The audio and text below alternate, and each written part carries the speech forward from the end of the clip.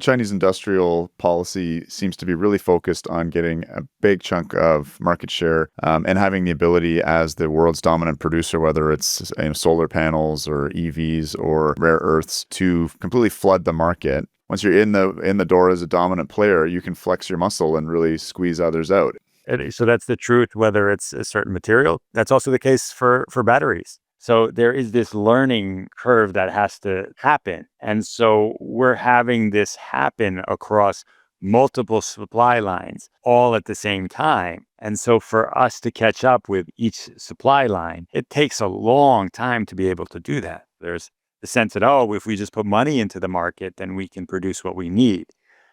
But it takes time to produce a vibrant market. We have to get the whole supply line working at once. It's not just one material or one part. A warm welcome back to Decouple. Today I'm joined by David Abraham. He's the author of Elements of Power and the founder of the Technology, Rare and Electronic Materials Center, as well as a senior fellow at the Institute for the Analysis of Global Security.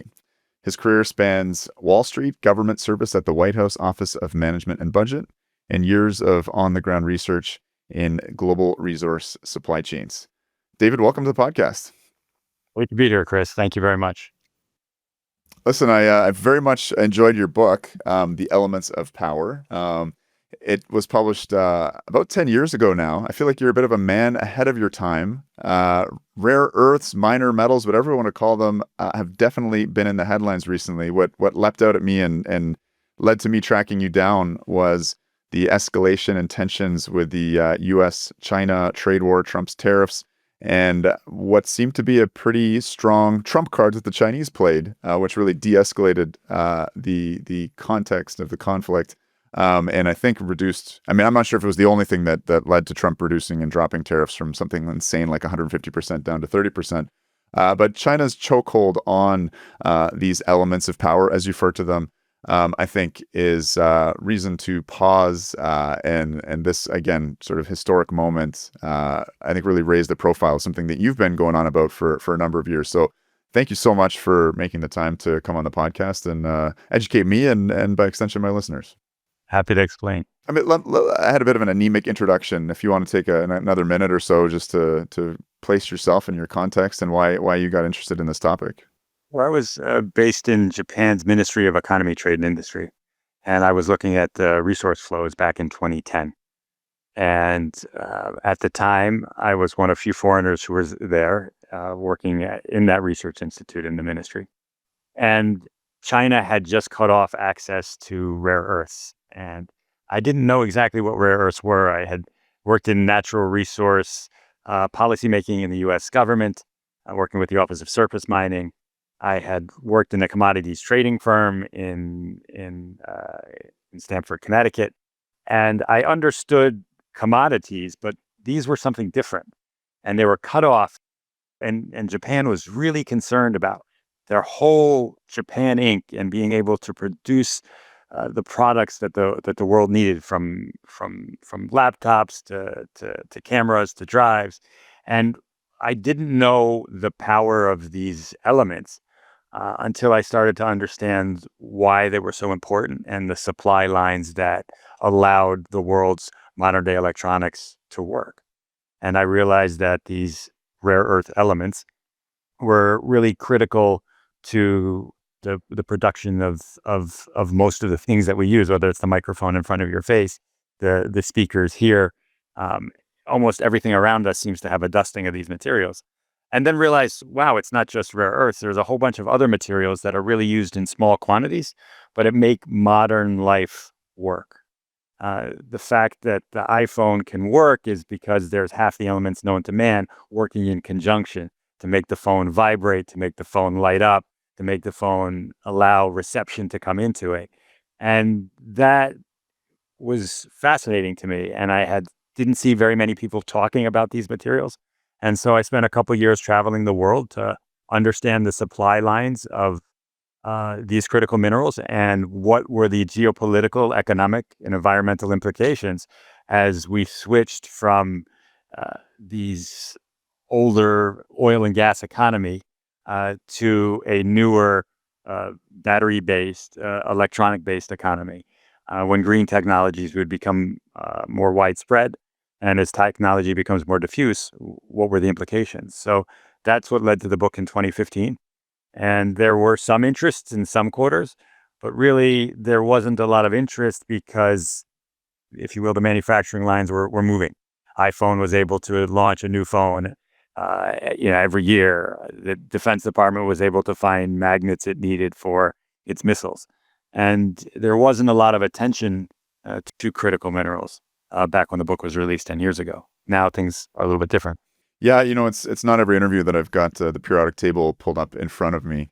But there's a mouthful here. I have a game with my son where we make the traffic lights change color. Kids, this cause and effect thing's not quite dialed in. So if we want to make the light go green, we go hydrogen, helium, lithium, beryllium. But anyway, we haven't got down to the lanthanides, for God's sakes. Maybe just take a moment for those of us less familiar with what we're talking about. This isn't just rare earth elements. It's also, I think, minor metals. You refer to it as the elements of power, which I thought was an elegant way to get around some of the difficulty with sort of clustering in what you've just described, this dusting, these kind of vitamins that we sprinkle into our steel, for instance, to make it 40% stronger, I think in the case of niobium. But maybe just, try and define that better, just so we're using the right terms, because rare earths is only a part of the picture here. My learning of minerals came from the gold rush in the 1840 to 1850. People went out towards California. They dug some material up, and then there was a speck of gold, and that was a mineral, and then you could just melt it down, and then you would have gold. And I think for many of us, we just feel that these materials are things that you dig out of the ground, and then you have, and you can hold them. But really, the challenge is that these rocks or sands or clays have to be melted and crushed and thrown into acids and separated with magnets, and it's not as clean of a process as digging up gold and you have a speck. And so in the process, uh, m- m- um, a lot of these elements are mixed in together. So if you have copper, and most people understand copper because of its unique colors and some others for its properties, but there's a lot of other elements that come out when you're mining copper, like selenium and tellurium. But the selenium and tellurium are such small amounts that people haven't really focused on selenium and tellurium because they were afterthoughts, or in many cases they were impurities. When you were trying to make copper, you would want to get as much copper, um, you know, atoms as you could together, so that they could melt into a pure form. And so you wanted to strip out selenium and tellurium. And and soon people realized, well, selenium and tellurium have their own powers, and they're necessary in certain products, in solar panels, for example. Uh, so what happened was we started to understand that there were more elements that were useful that we weren't using in our modern day uh, products.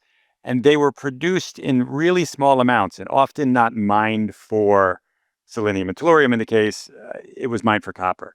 And so what I was really focused on were these minor metals, these rare metals, often metals that were not mined for themselves, but they were mined as a byproduct.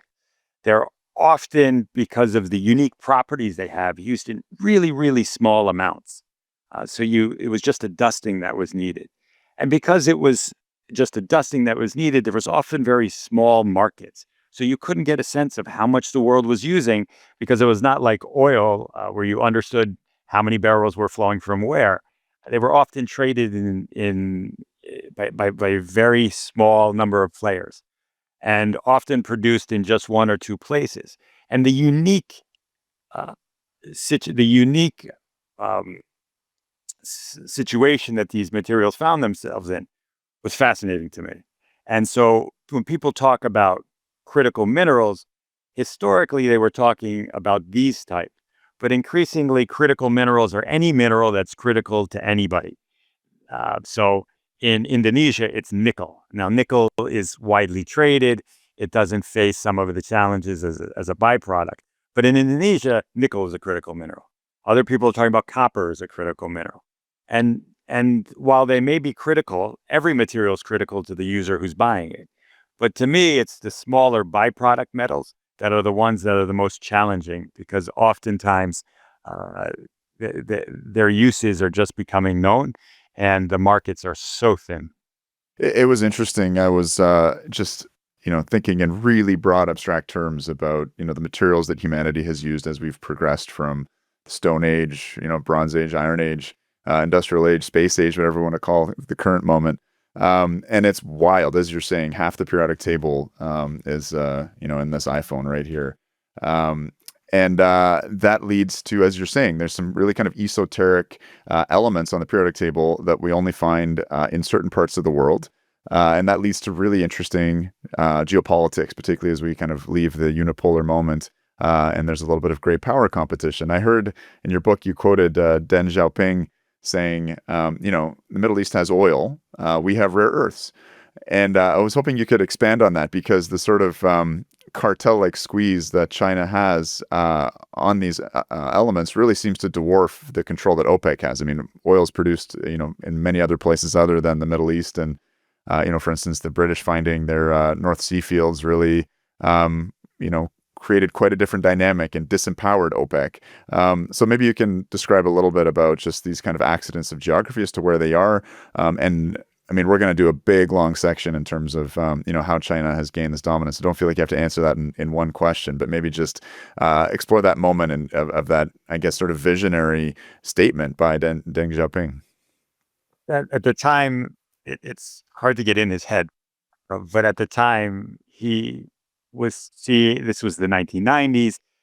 China was selling rare earths more freely at the time. It was kind of a go-go. Hey, let's get the material out. Let's get some hard currencies. Let's start to leverage these materials for our further growth. And so you saw them at that time. Environmental standards were quite low, but it was really, hey, how do we use the resources that we have in our country and leverage them the best way we can? And Get so I some think sweet that's USD out of it.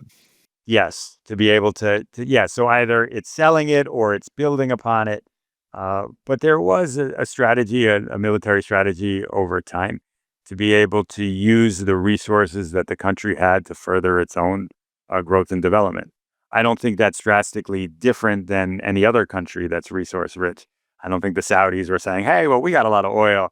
Let's just leave it in the ground. Let's manage that. Let's use it for our own, our own uses. But it was like, hey, how do we use what we have to empower ourselves? And what you find in these markets is, let's take niobium, which is produced in Brazil, and most of the world's resources comes from just one mine.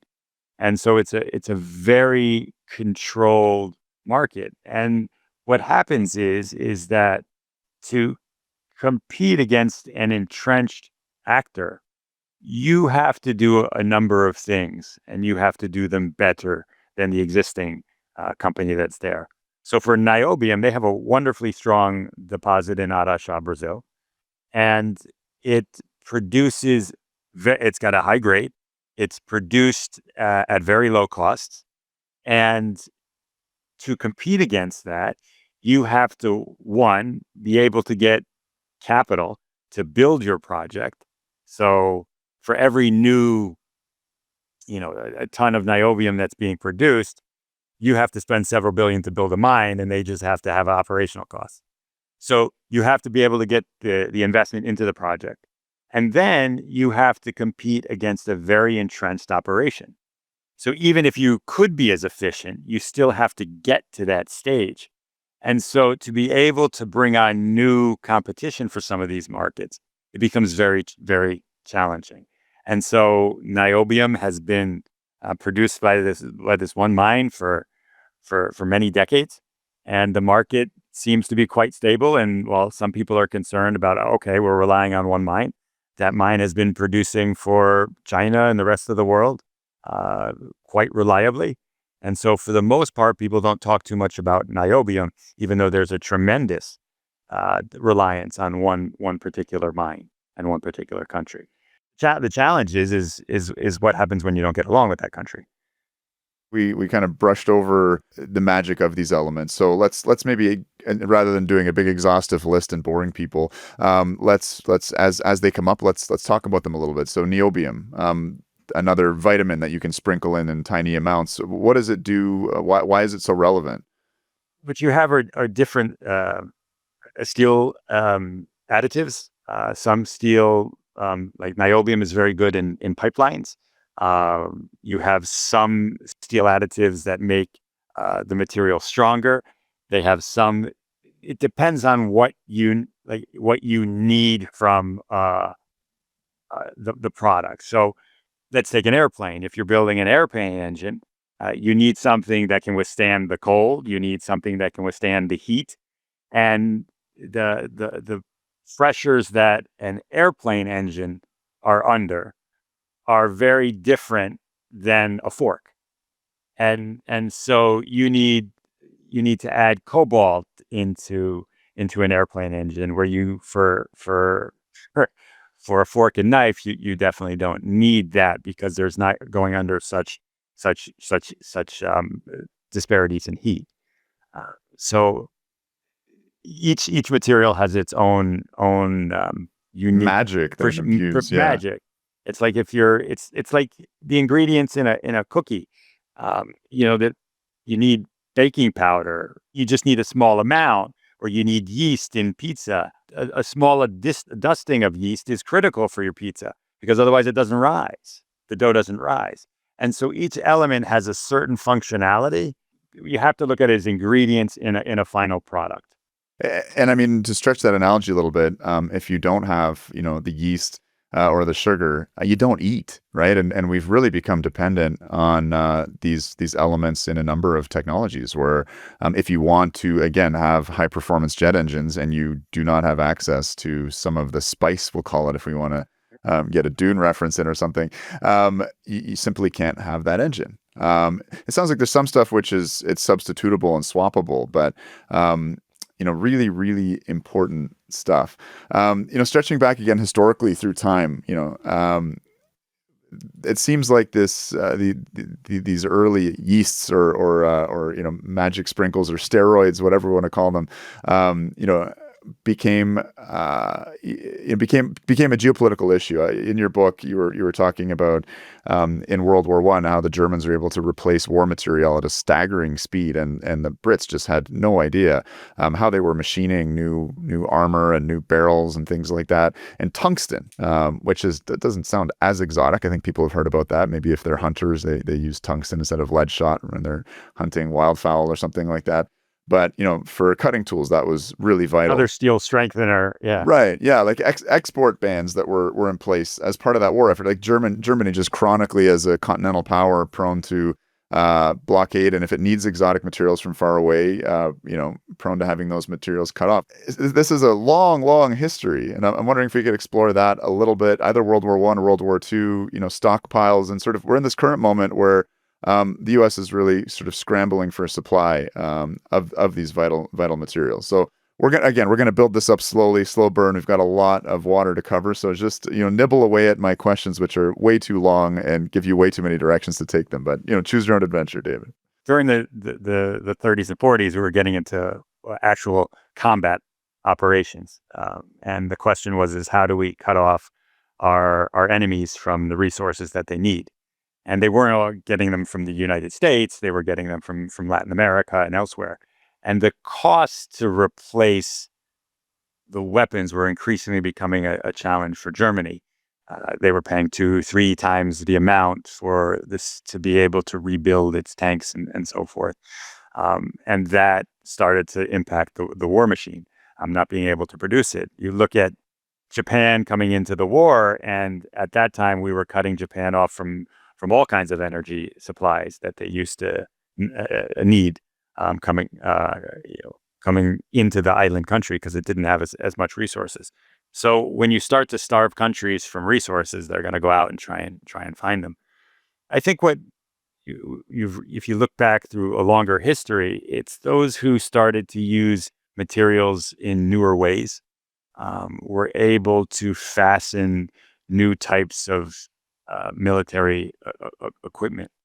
And the battery technologies right now enable warfighting in a very different way than relying on oil and gas. If you can have the power of God in your hand, if you will, and put that on a drone, then as we see in the war in Ukraine, that you're going to fight differently and you might have better tactics because you've learned the material science and then deployed that on the battlefield. And sometimes what we're trying to do, and this is maybe going too far ahead, is we're trying to backfill the equipment that we've produced by making sure we have the resources to produce them, rather than think about how we can use the powers of these new materials to advance warfighting in a way that becomes more cutting edge. And so, like for drone warfare is obviously top of mind. Looking at Russia and Ukraine right now, there's different styles of electric motors. I think there's induction motors which use a lot of copper. That doesn't work in a drone. What rare earths are required to make a drone fly and to be so light and have the range that it does? The same magnets that allow your headphones to get smaller. Like when the Walkman came out, that was one of the first many years ago in the late 70s that shrunk the headsets so that they could be portable. Back in the days, you have to use these larger ferrite magnets, and the size of speakers used to be much larger, and they shrunk and they shrunk and they shrunk, and that was because of the power of the permanent magnet, these rare earth magnets in many cases, to make them smaller and sound better. And those are the same magnets that make powerful motors. And so those motors are in drones. Little small permanent magnets help create very efficient motors, and therefore drones can travel farther because they're lighter because of the permanent magnets and the power of rare earths. So there was a time you're mentioning, World War I, World War II.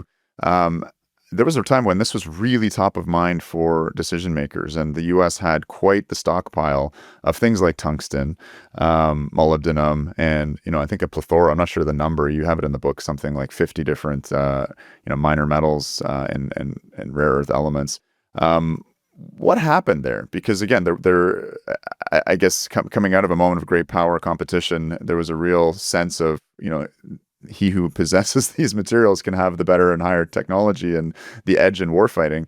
What happened as we kind of worked our way through the Cold War into more of a unipolar moment?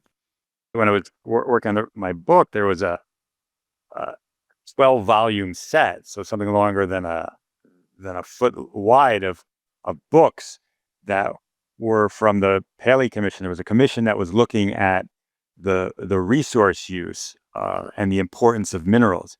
And they went through each mineral and saying why it was important and how it was critical to uh, various aspects of life, obviously with a focus on defense. The U.S. government had the State Department had a non-ferrous office. There was a lot of focus on how do we use these minerals. And one thing that's a bit different back then as opposed to today, obviously, is the increasing refinement of these materials. So back then, you would take large amounts of a certain material, and the products that we use, we didn't have miniaturization. We didn't have batteries that allowed for the portability. So there was often large amounts of material that are being used. But now we're refining them in increasingly complex amounts, and they've become less like commodities that we've more familiar with, and more like specialty chemicals. And they've kind of became hidden in the background. We didn't see them, we didn't understand them. Uh, there was the sense that as you got into the 60s and in the 70s, well, out of the 60s and 70s, especially after the oil crisis, there was a belief that the markets are going to make sure the resources get to the right place at the right time. You had Reagan and you had Thatcher, who wanted to stay out of the markets. The eventually the Soviet Union fell, and it was validating how the markets work efficiently. You had Japan coming forward with its just-in-time manufacturing, which meant you didn't have to worry about supplies. You just focus on making sure that you are as lean as completely possible, so you become a more efficient processor. And then, so there was very few people thinking about the materials, where they come from, how they get to us. And and so it was that time that China really came out and started to focus on these materials, because that then they were pretty much making you know, t-shirts and Christmas lights. And they realized, hey, we can do a heck of a lot more if we kind of understand all of these supply lines. And the US was looking at these materials and thinking, well, we don't want to really mine our, uh, in our lands, it's a dirty process. And if someone else wants to do it, I mean, we can just buy the material, then great. And so we started to just really focus on buying the material. And then over time, we were like, well, if we have to buy the material, why don't we just buy the end product? And so a lot of the manufacturing kind of went overseas as well. And so we were really had a lack of understanding of how products had become so much more advanced in the 90s and 2000s. And the supply lanes became far longer. There was components and subcomponents and materials. And they were all moving to Asia. And what was happening was that because China was demanding so many of these materials, because it was producing increasingly the computers and so forth, that the supply line started to get tugged in their direction. And now we're at a point where the world's economy is made to really funnel things through China. So that's kind of a little bit of an angle of how we got to where we are. I think I've wandered from the question a bit, but yeah. No, no, that's perfect. My questions wander and meander as well. So you did an admirable job, sir. So in your book, you have this. I wish I'd written down the name. A German, funny sounding German name, von Bronken or something. But he's talking about these. They're kind of like S curves, I guess, or technology disruption replacement curves, looking at the sort of four cycles of, I think in this case, real kind of rare earths. And the world you're describing, I think, in around 2010, is that China is doing the mining. I'm not sure if they're doing all the refining, but Japan is doing like assembling of subcomponents and components, and often the finished product. And this gentleman, and I think your book written in 2015, was talking about, okay, well, China's now got the mining and the refining. And their long-term plan, this was, I think, pre-China 2025, was we're going to capture the entire value chain. And this, maybe you'll remember his name better than I do, but he was really cautioning and putting a red flag in the air. And we've now arrived at the end of that cycle. But maybe you could describe that more elegantly than I did. I think back in 2015, you had the Made in China 2025 strategy really come out. And that's when China was very clear and says, we want to produce most of the world's cars. We want to produce we want to focus on the building of trains, and we're going to use materials as a way to do that. Now, the strategy itself was broader, but they weren't hiding anything. There was nothing there that we that was secret. And this enthusiasm we have for critical minerals could have easily happened in 2015. We just 5 years after China cutting off access to Japan for a period of time. It easily could have happened then, but there just wasn't a focus on it. And so what basically he was arguing with those with a series of S curves, was trying to say, all right, well, the rare earth market is $5 billion. The magnet market is 10 times larger than that, right? And then, like, each step along the way, the market becomes larger. So if we go back to the pizza example, yeast is not a very big market, right? But then all of a sudden, if you look at all of the products that contain yeast, then you're looking at a market that's 100, 200 times larger. And the same thing with rare earths. The market itself, 7, 8 billion. It's not a very large market. But if you look at everything that has rare earth embedded in it, then, hundreds of billions of dollars. And that was his thought. And if we're not careful and focusing on um, where these materials are coming from, then whoever has access and controls the smaller market, therefore necessarily controls the larger market. Yeah, in I think it's a Financial Times article that I was quoting in your introduction. You mentioned that the actual sort of rare earths part of the process, not the value add, is valued similarly, I think, to vegan cheese and tonic water. That's But extraordinary, right? tonic water, if you look at tonic water, that's not too valuable. But I'm sure if you look at the gin and tonic market, that market is probably 10 times more valuable than the tonic water market. Sure, I And gotcha. so the markets themselves are small, but that doesn't indicate the ultimate value that they have. And I think that's where all of a sudden now we're waking up and saying, okay, this is concerning. So let's move to this moment where China cuts off rare earth exports to Japan. What provoked it? I mean, well, there's always sort of like the official narrative of what provoked it. There's always an underlying reason, just like when we go to war, often there's a reason given to the public, and there's a more pragmatic reason underlying it. Um, and I guess what was the result? Because when we talk about Japan getting cut off, they were still in a much better position than the U.S. is now, for instance. They were, not mining or refining the earth, but they were making all the subcomponents and again, the value added things you mentioned just have so much more, so much larger markets. But let's deep dive that moment because it's gonna, well, it already is echoing and reverberating through time. And as we saw with the introduction, it's probably what led to Trump having to back off those extreme tariffs and de-escalate in the trade war with China. I don't know exactly how Trump has thought about how he lays down or pulls up Sure. tariffs. I don't know if anyone So does. I don't know how much rare earths were. They were stated a concern for sure. But I think, and then when Japan was in a better position than the U.S., the way I would argue that was there was this mutual reliance back then. So uh, Japan was producing optical drives that China then needed for the computers it was assembling. Right. So there was this uneasy balance that China had with Japan. So if China were cutting it off and Japan took action, there was something Japan could do. They never did anything, and I never understood why they didn't delay certain shipments of materials. I mean, certain shipments of components back to China. Uh, that didn't happen. The U.S. has none of that leverage.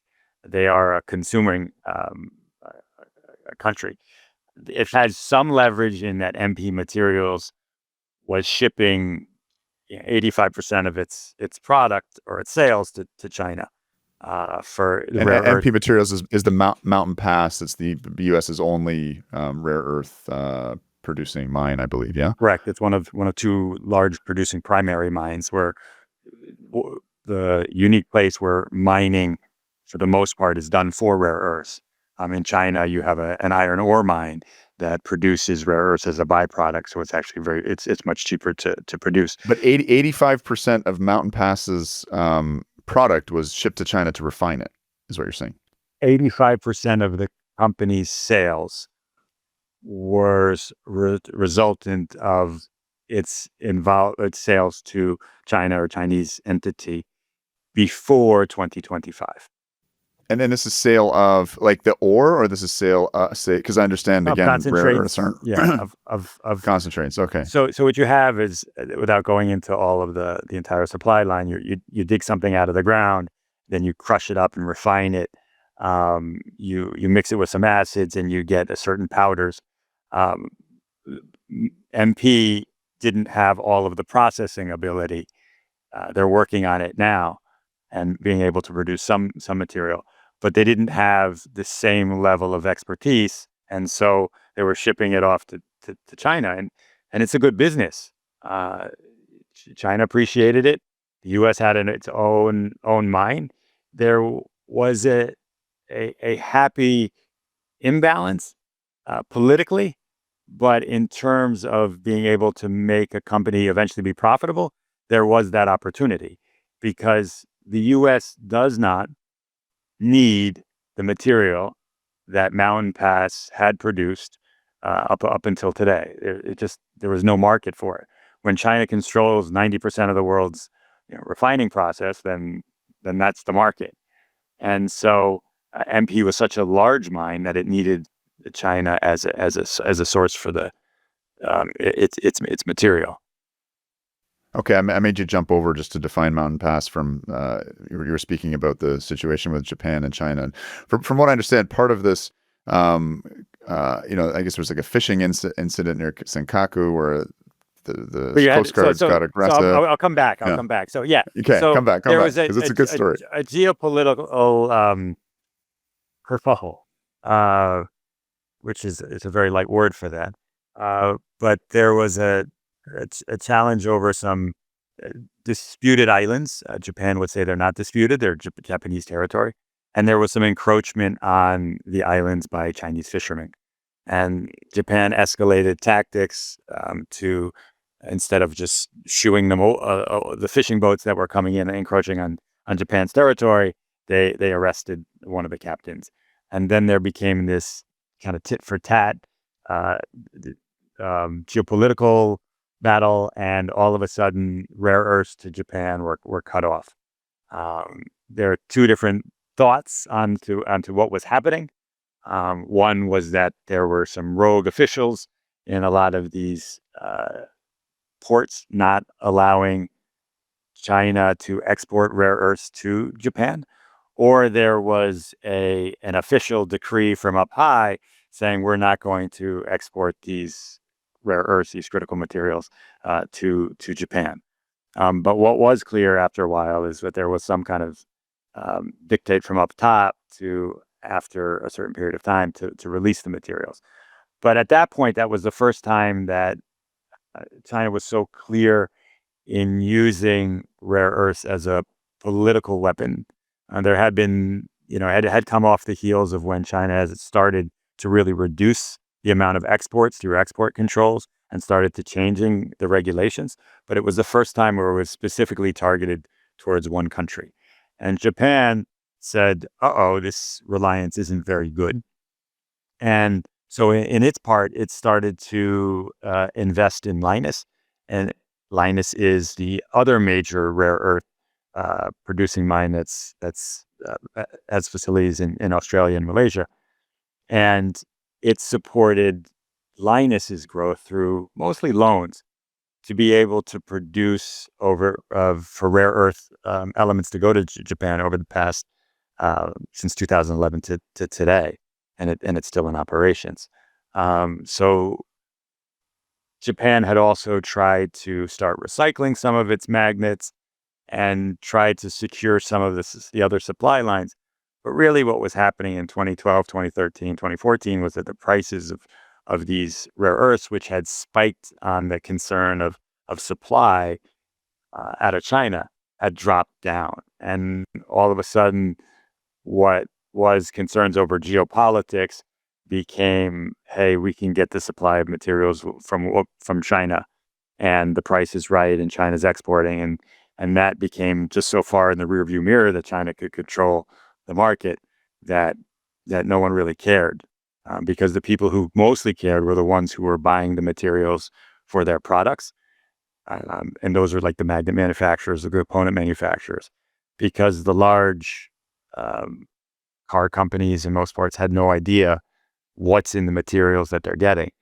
It's like, I order um, food all the time that's delivered. I couldn't tell you all the ingredients that are in, the hummus that I'm eating or the pizza I'm buying. I could have a sense of what's in there, but I don't know all of the magic. And that's the same thing with car manufacturers. They're trying to get specs for a door. They're not thinking, all right, well, what's the latch made of? I guess partially in response to these export controls, but also there's other ways that China sort of entices, I guess, with carrots and sticks, Japanese electronics manufacturers to move their operations to China. We've certainly seen this story with kind of Apple, with Tesla, bringing in foreign firms to learn industrial processes from, but also again as part of this China Made in China 2025 and moving up the value chain. If you can not only produce, mine, and refine these rare earth elements, but start getting into components manufacturing, if you can bring foreign companies in, what were some of the carrots and sticks? I guess maybe this was the stick to help encourage Japanese manufacturers to move to China. But this seems like a really important part of the story. Paradoxically, it had more Japanese companies move to China because that's how Japanese companies got around the the concerns. If you have operations in China and you need the components, be in China, order the products in China. And the same thing that happened from Japan happened in the US. There are US manufacturers who are stuck without magnets, but if they're able to buy the components in China that have the magnets already in them, then they've solved their manufacturing problems. So paradoxically, China's grip, especially in 2011, brought more Japanese companies in, especially over the short term. And then they're stuck because the cost of the product, the cost of the material that they're getting out of China is far cheaper than they could get outside of China. The supply lines aren't there. You know, the material always is cheaper in China. So you become stuck.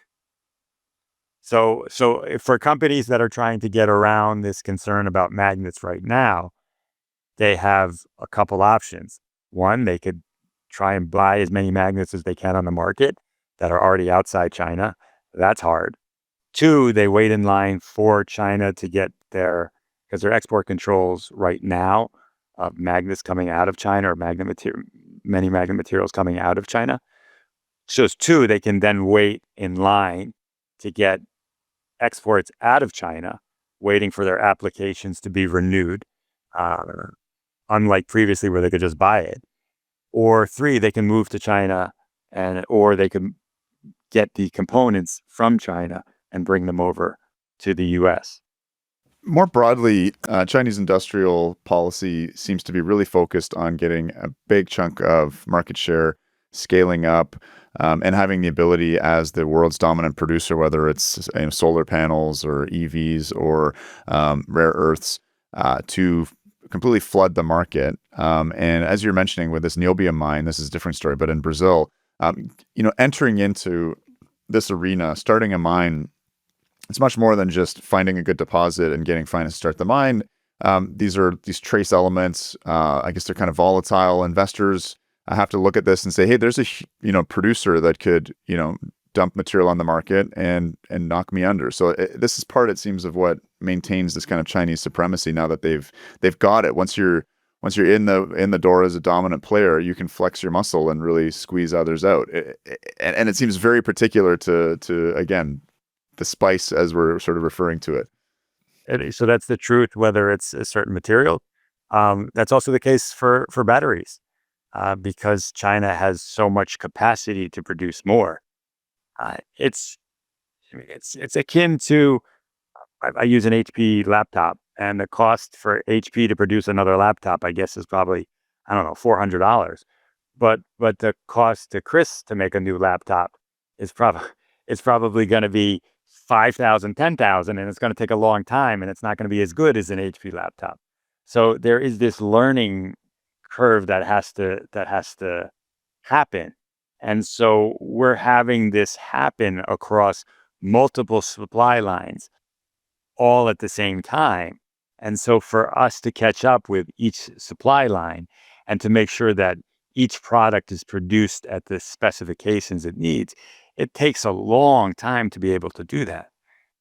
And so that's what we're caught up in right now. There's the sense that, oh, if we just put money into the market, then we can produce what we need. But that's not, it takes time to get to produce a vibrant market where the products are relatively within the same cost, but we have to get all of the whole supply line working at once. It's not just one material or one part. I feel like there's real arrogance within the West, in a sense that we still have the capabilities and capacities we had in the 70s and 80s and 90s. I guess probably more the 70s, 80s, when we had a really strong industrial sector, when we used to do a lot of mining. We used to own a lot of the supply chain. We had the human resources, we had the industrial infrastructure.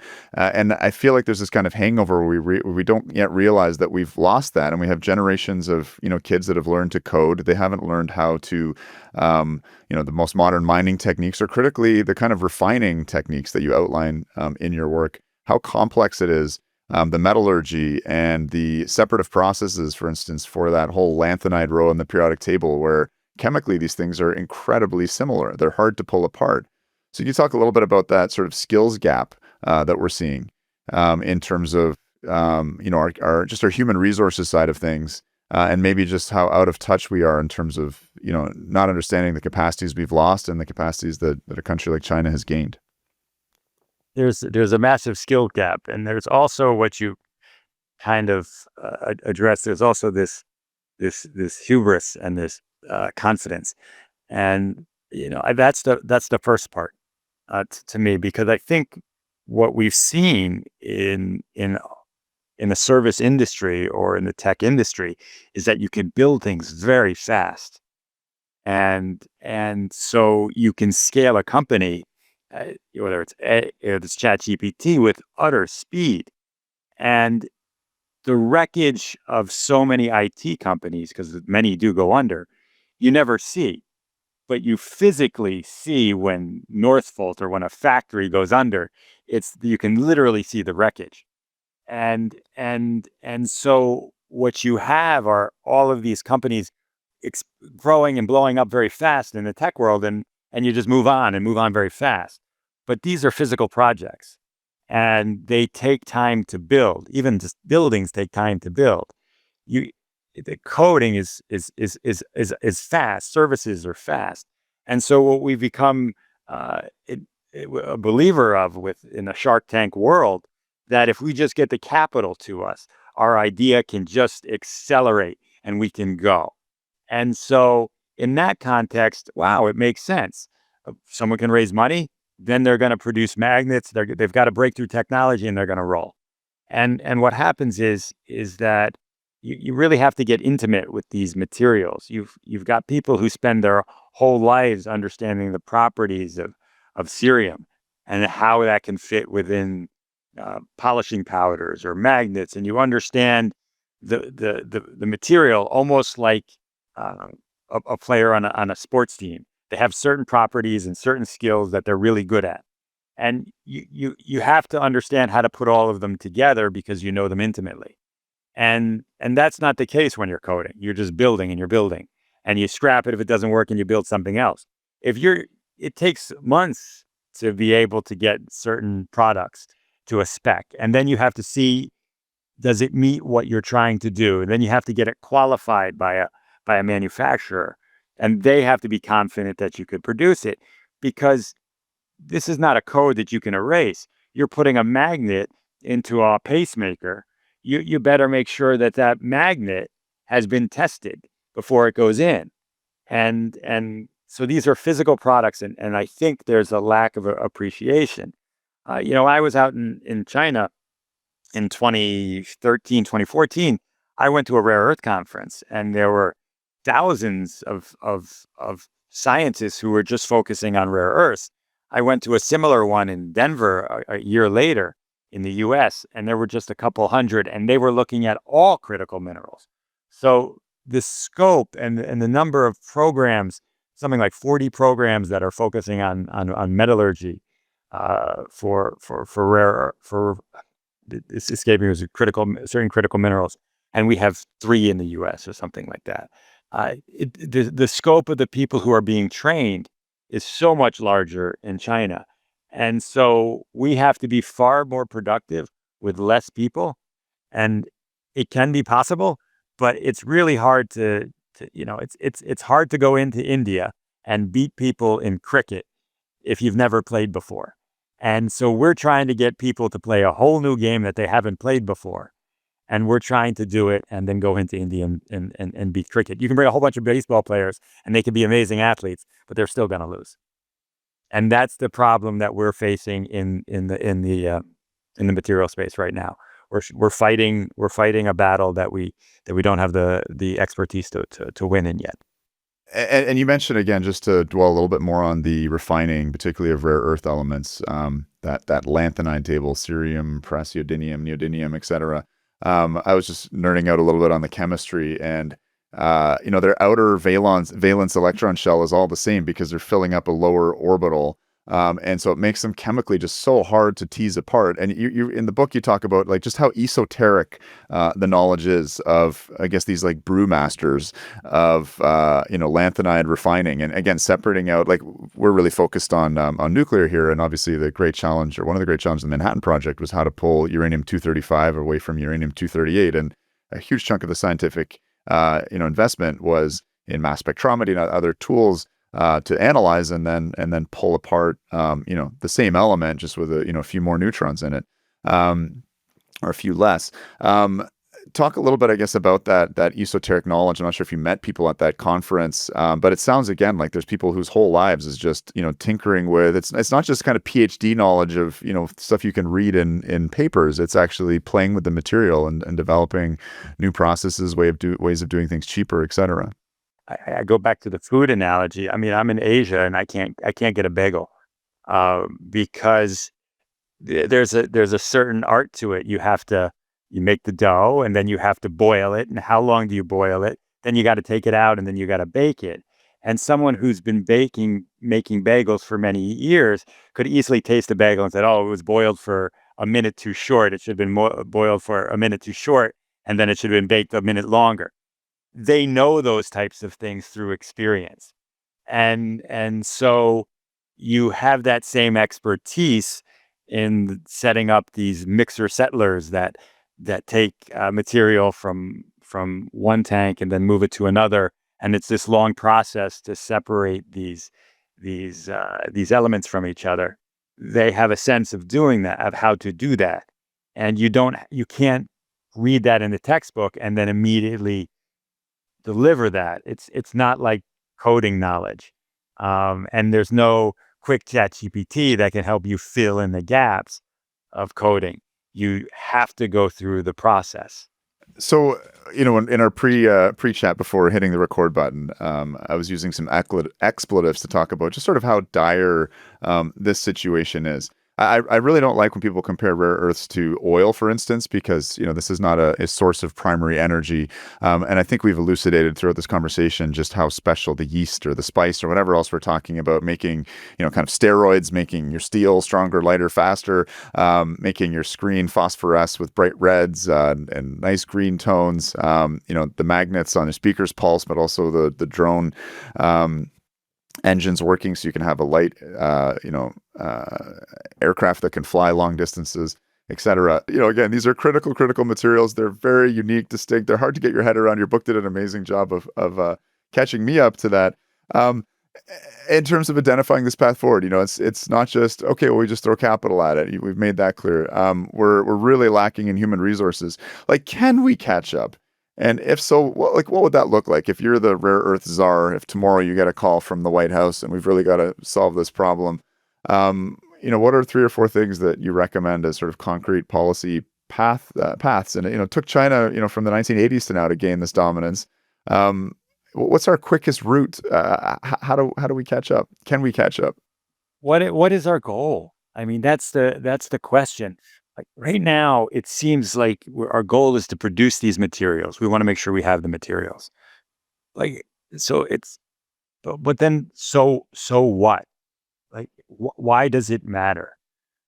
Is our goal to be able to have the weapon systems that we currently have and make sure that we can have a supply line that fills them? Then we do one thing. Are we thinking, hey, these technologies are critical to our economy in 2040, 2050, and if we don't have robust supply lines so that companies can start to make uh, EVs, start to make robotics, start to make flying vehicles in this country, if our country is starved of these materials, and we need a way to ensure that they have them? Or is it to make sure that China or no country can really dominate the supply of the market? Now, they each have different, tactics to do that. Now, the first thing is, one, we don't have to quote unquote break China's stranglehold. China has its own challenges. They're concerned where their oil is coming from. They have dependence too. And in fact, I'd argue, because they're producing 90% of the world's material, they have stronger supply concerns than we do. My belief is that we need to make sure that we have that there's a global, robust supply system in place. So whether the material comes from Korea, Japan, Malaysia, Canada, the U.S., that it can get to the U.S. and we can have the production systems that we need so that we can make whatever's necessary in the U.S. And I would focus a lot more on the demand, because what we don't want to be in a situation is exactly what we were before. Instead of producing rare earths and sending them to China, we're producing rare earth magnets at an expensive cost, at a subsidized cost, and sending them overseas. That's not helpful, because if you go back to the German scientist who was looking at the value is not in the materials, and it's not in the components. It's being able to put it all together. So what we really want to do is focus on the EVs. And the reason why I say EVs are important is because they are the linchpin to next generation technologies. They are the reason you need the technologies from batteries to be able to make the next generation drones, flying vehicles, airplanes that are reliant on batteries instead of oil and gas. I'm sorry, reliance on oil.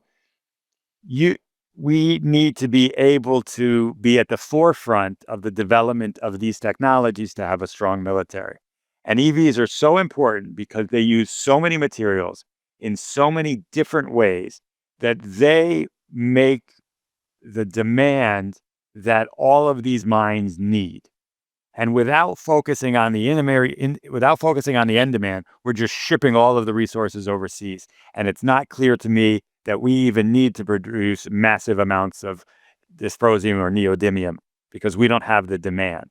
So I believe in the future that the technology is going to embed itself in manufacturing in unique ways. And if we don't have stronger manufacturing of high-tech goods in this country, then we're going to lose the services race as well. So rather than, again, focusing on, we talked about these four stages of the mining, refining, components, and then value-added products. If you want to build the value-added products in the country, like back in the U.S., that is going to have to create all of the incentives to start lining up to having security of supply. So if you focus on that end product, it's going to lead and pull policy in the right direction. If I'm hearing you correctly, You're going to pull the supply lines in the right direction. There's no field of dreams. If we build it, it's not going to necessarily come. And that's the worry that all of a sudden we're in. I mean, that's the Soviet Union, where the Soviet Union was producing all of these. So when the Soviet Union fell, there was a plant in Estonia that was producing rare earths, and they were like, well, our job is to produce rare earths. And then someone came in and bought them. We don't know what they bought them for, but our job is to produce the rare earths. So they were stuck, and they had to bring in this kid from Ohio to be able to go out there and help them sell the material. And so we could be in a situation just like the Estonians were in, where we're producing these materials, and then what do we do with them? And so we really have to be able to focus on the demand portion rather than the supply portion. And I think that's what this administration could do a stronger job on. and it's interesting. I mean, EVs find themselves in the crosshairs of a bit of a culture war. But as you're saying, they're kind of a crucible technology for other applications. Even if you hate EVs, if you care about drones, I think robotics are going to be absolutely enormous. And who knows, right? Right now, none of us have a robot servant, but who would have imagined that we'd each have a laptop, or that we'd, each have our own personal vehicle back in the late 1800s, for instance. So you're arguing that technology in and of itself has so many of the core components that will ripple out through other applications. That even if you're not an EV fan, it might make sense having the capacity to build things. Say it better than I did. Well, listen, this was fabulous. Sorry to you and to the listeners. It was a little all over the place. There was so much I wanted to touch on. The book is amazing. Again, that is Elements of Power. It was published in 2015. It did not feel like an old book when I was reading it.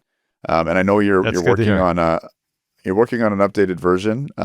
Godspeed on that. I think it's needed now more than ever. How do people find you? I'm not sure if you got the socials going on. You're a little tricky to track down. Yeah, I'm on LinkedIn. That's the easiest way to reach me. Okay, wonderful. David Abraham. But I have a position at Boise State where it's great to see the students out there becoming more interested in critical minerals and how things are made. So I enjoy being able to be out there. But I'm mostly based in Asia, so I'm a little bit away. All right. Well, wonderful. Great getting to meet you, David. Thanks for making the time to come on Decouple. Today's episode was made possible through a generous donation from the Xerxes Foundation and from listeners like you making pledges on our Substack. If you'd like to join the tribe, please do head over to our Substack, smash that pledge button, or if you would like a tax-deductible receipt, you can hit the donate button and make a contribution to our fiscal sponsor. We genuinely appreciate your support. It is only through your generosity that we are able to continue to offer energy literacy on demand.